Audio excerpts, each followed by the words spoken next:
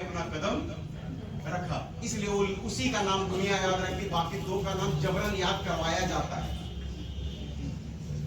जबरदस्ती किताबों में याद करवाया जाता है, इसीलिए हमें याद नहीं है। अब मैं आपको यही बताना चाहता हूं कि लीडर वो होता है जो भीड़ से दो कदम आगे चलता है। लीडर वो होता है जो भीड़ का जरिया बनता है।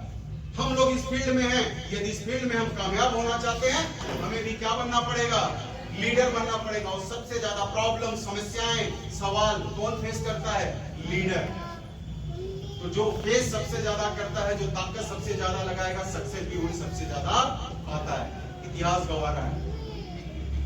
और मैंने हमेशा बताया है कि दो तवे रखे हैं आपके सामने, एक तवा ठंडा, एक तवा गर्म है। किस पे रोटियां रखना पसंद करेंगे आप? रोटी किस पे सेकेंगे?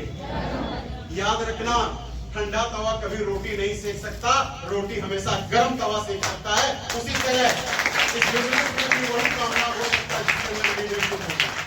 और लीडरशिप ये पैदाइशी नहीं होती है, लीडरशिप तैयार की जाती है। डायरेक्ट सेलिंग बिजनेस में लीडरशिप का बहुत गहरा रिश्ता है, बहुत गहरा रिश्ता है डायरेक्ट सेलिंग से लीडरशिप का। जैसे आप डायरेक्ट सेलिंग में आज ज्वाइन किए हो, आज से कुछ समय पहले अमरनाथ जी, सौरभ जी, संजय जी, जगदीश जी, जय बहादुर सर, आशीष या नतेंद्र जी की मैं बात कर लूं जो लालगंज से चल के आए हैं, या मैं आप सबके महागुरु सर की बात करूं, सौरभ सर की, तो क्या ये जन्मजात लीडर थे? अरे नहीं, ये भी आप ही की तरह आए थे, डरते थे, इनके मन में भी सवाल थे। ये भी पहली बार स्टेज पे बुलाए गए तो इनका हाथ पैर कांपा, पहली बार मीटिंग को करने के लिए बुलाया गया तो इनके अंदर भी डर लगी। लेकिन था क्या? एक लीडर थे, हिम्मत जुटाया, किया। और जो हिम्मत जुटा के आगे बढ़ता है, रास्ते अपने आप आ जाते हैं। आज कोहरे का टाइम था ना, क्या आपको बहुत दूर दिख रहा था क्या? लेकिन जब आप यहाँ पे खड़े थे तो आपको 20 फीट दूर दिखता था, और जब 20 फीट जाते तो फिर अगला 20 फीट दिखता था। और शायद इसी पैटर्न से चलते चलते हम लोग 200 किलोमीटर की भी दूरी तय करके यहाँ पे आ चुके हैं। तो पहले चलने के लिए निर्णय तो लो।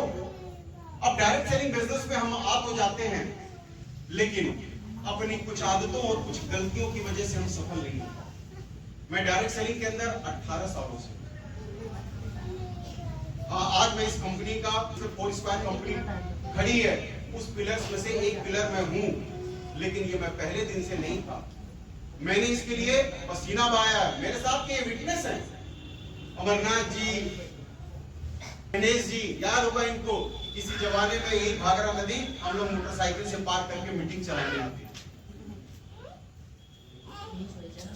संघर्ष हमने भी किया है। वो दिन कैसे भूल सकता हूं जब मेरे पास पैसे नहीं हुआ करते थे होटल लेने के लिए। मैंने कई बार फैजाबाद रेलवे स्टेशन पे रद्दी अखबार खरीद करके बिछा करके हमने रात भी बिताई है। मैंने वो भी आज 5 स्टार होटल मैनेज कर सकता हूं, लेकिन एक जमाने में मात्र 5 रुपए के अखबार बिछा करके भी हमने अपने बिजनेस को ग्रो किया है।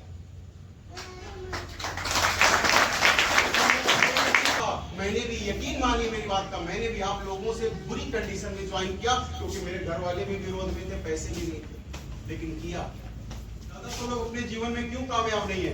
क्योंकि वो पाना तो सब कुछ चाहते हैं, लेकिन कीमत नहीं चुकाना चाहते। मेरे गुरु ने मुझे सिखाया है कि इस दुनिया में होशियारी करने वाला कभी घाट नहीं लगता, रास्ते में रह जाता है।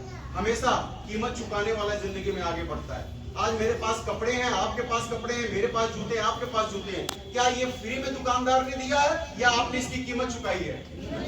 आप इतनी हो कि दवा खरीदने की भी कीमत चुकानी पड़ती है, जहर खरीदने की भी कीमत चुकानी पड़ती है, कपड़े खरीदने की भी कीमत चुकानी पड़ती है, और जिंदगी को बेहतर बनाने की भी कीमत चुकानी पड़ती है। लेकिन बाकी जगह तो आप कीमत चुकाते हो, लेकिन इस बिजनेस में आप सोचते हो अपने आप हम कामयाब हो जाए। बाकी कामों में आप अपने माँ बाप परिवार को छोड़ करके संघर्ष करते हो, लेकिन इस काम में 2 घंटे का समय आपके पास नहीं होता। क्यों? क्योंकि आप यहाँ फ्री में अपने आप अमीर बनना चाहते हो। क्या संभव है क्या? अरे अपने आप तो खेतों में घास पैदा होती है, बाकी गेहूं धान के लिए तो किसान को पसीना बहाना पड़ता, तब पैदा होता है। 10 साल हो गए डायरेक्ट सेलिंग में, बहुत सारे लोगों की जिंदगी में परिवर्तन लाया। अमरनाथ जी ने सबसे पहले मेरा साथ दिया है। मैं जब तक जिंदा रहूंगा, मेरी सांसें रहेंगी, सर मैं आपका ऋणदार रहूंगा, कर्जदार रहूंगा कि मेरी बातों पे आपने सबसे पहले विश्वास किया। ये मेरे सबसे पहले पांडे जी, मैं जितनी भी तारीफ करूं कम है। हर मौके पे, हर जगह पे इन्होंने मेरा साथ दिया, हर जगह पे मेरी हर ट्रेनिंग में साथ दिया। मैं ये कहूं कि अगर मेरी गैर मौजूदगी को कोई पूरा कर सकता है तो सौरभ, आई लव यू यार, आप कर सकते हो, बाकी कोई और नहीं।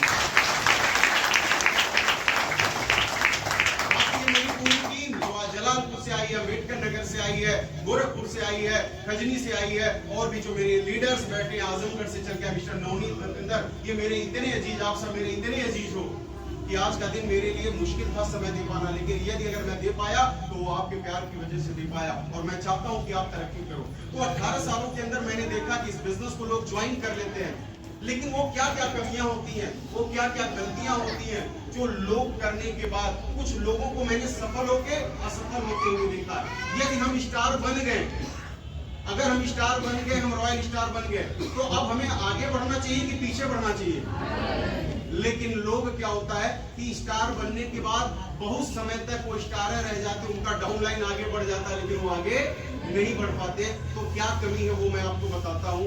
एक लीडर और एक पहलवान, रेसलर जिसे हम बोलते हैं इंग्लिश में, ज्यादा अंतर नहीं होता है। और आइए मैं आज आपको एक पहलवान के रियल एक पहलवान की जिंदगी से जुड़ी कुछ बातें आपको सिखाने वाला हूँ। आपको अच्छा लगेगा सीख करके, आपको समझ आएंगी कि बातें नहीं, वाकई जीवन में ये चीजें होना बहुत कमानी पड़ती है।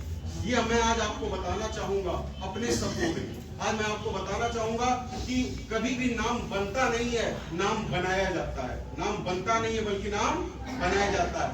आज आपके ऊपर सोच पे निर्भर करता है कि आपकी पहचान आपके पिता के नाम पे है या आपके पिता की पहचान आज आपके नाम पे है। ये बहुत ज्यादा इंपॉर्टेंट है, ये बहुत ज्यादा मैटर करता है। आज अमरनाथ जी हैं, सौरभ जी हैं, आज लोग ये नहीं बोलते ये फला का लड़का जा रहा है, बल्कि इनके पिताजी जाते हैं ना तो बोलते हैं अरे अमरनाथ सर के पिताजी जा रहे हैं। तो आज कहीं ना कहीं अगर आप इस लायक है तो आपने उस चीज की कीमत चुकाई है, और हमें भी जिंदगी में कीमत चुकानी पड़ेगी। आइए देखते हैं, कुछ हम बातें करते हैं आज। अब देखिए, एक तरफ मैंने पहलवान की फोटो लगाई है और दूसरी तरफ मैंने ज्ञान वेदा अर्थात 4 स्क्वायर के लीडर की फोटो लगाई है, यानी आप सब लोगों की फोटो लगाई है। पहलवान और लीडर क्या होते हैं, इन दोनों की जिंदगी में क्या अंतर होता है, क्या विशेषताएं होती है, आइए बताता हूं। पहलवान और लीडर में एक जैसी बातें कौन कौन सी होती है? पहली बात कि दोनों अधिकतर सामान्य परिवार में ही पैदा होते हैं। क्या आप इस बात से मानते हैं कि नहीं मानते? अगर मैं लीडर की बात करूं, किसी भी लीडर की, अगर इंडस्ट्री के लीडर की बात करूं तो मैं कहूंगा कि लेट्स मिस्टर धीरू भाई अंबानी। क्या धीरू भाई अंबानी बहुत अमीर परिवार के थे या सामान्य परिवार के थे? महात्मा गांधी जी बहुत जाने पहचाने परिवार के थे कि सामान्य परिवार के थे? भगत सिंह जी बहुत बड़े परिवार के, सामान्य परिवार के थे? तेंदुलकर का बेटा सचिन तेंदुलकर नहीं बन पाया, अमिताभ बच्चन का बेटा अभिषेक बच्चन 5% भी अमिताभ बच्चन नहीं बन पाया। यस या नो? क्यों नहीं बन पाया? क्योंकि जो समस्या होती है, जो जिद होती है ना, वो जिद होना चाहिए। सुख सुविधाओं से कोई लेना देना नहीं होता। बहुत सारे लोग कहते हैं सर मैं गरीब हूं तो मैं कैसे करूं, सर मेरे घर में ये प्रॉब्लम है कैसे करूं। मैं तो आपसे कहता हूं, क्या अभिषेक बच्चन के घर में कोई कमी होगी क्या पैसे की? तो अमिताभ बच्चन क्यों नहीं बन पाया? क्योंकि जो जिद अमिताभ बच्चन में थी सफल होने की, जो जिद सचिन तेंदुलकर में थी सफल होने की, जो जिद अंबानी में थी, वो जिद शायद उनकी औलादों में नहीं हुआ। और जिद कब होती है? जिद कभी विषम परिस्थितियों को अपनी असफलता का कारण बताते हैं, और कुछ लोग होते हैं उसी विषम परिस्थिति को अपनी सफलता का कारण बताते हैं। एक लीडर हो या एक पहलवान हो, मिट्टी से जुड़ा होता है, लोगों के बीच में उठता बैठता है, चाहे उसकी इनकम कुछ भी हो। हमेशा रोज नई चुनौती आती है। आप सब यहाँ पे फील्ड में, क्या आपके जीवन में रोज चुनौती आती है कि नहीं? आज ये जुड़ा तो आज ये छोड़ा, आता है कि नहीं आता है? और ये सारी जिंदगी चुनौती है। क्या हमारे जिंदगी में, हमारे घर में, परिवार में अगर समस्याएं आती हैं तो क्या हम परिवार छोड़ देते हैं? क्या नहीं छोड़ते हैं ना? इस बिजनेस में भी चुनौतियां आएंगी। हर रोज नई चुनौतियां अलग अलग तरीके से आती है। कभी किसी की बातें हमें बुरी लग जाएंगी, कभी कुछ हमें गलत, कोई मैं गलत नहीं रहूंगा, कोई हमारे प्रोडक्ट को लेके सवाल उठाएगा, कोई प्लान लेके सवाल उठाएगा, तरह तरह की चुनौतियां आती हैं। लेकिन क्या बताइए, चुनौतियां अगर जीवन में आती है तो भाग जाना ये सॉल्यूशन है या शेर की तरह आक्रमण कर देना ये सॉल्यूशन है? आप क्या करते हो? यस, सच बोलने में कोई बुराई नहीं। थोड़ी सी समस्या क्या आती है, हम निगेटिव हो जाते हैं, रोने लगते हैं, सर ये प्रॉब्लम आ गई, वो प्रॉब्लम आ गई। अरे जिंदगी किसकी है? तुम्हारी। सपने किसके हैं? तो लड़ेगा कौन? तो लड़ते क्यों नहीं हो? लड़ते क्यों नहीं हो फिर?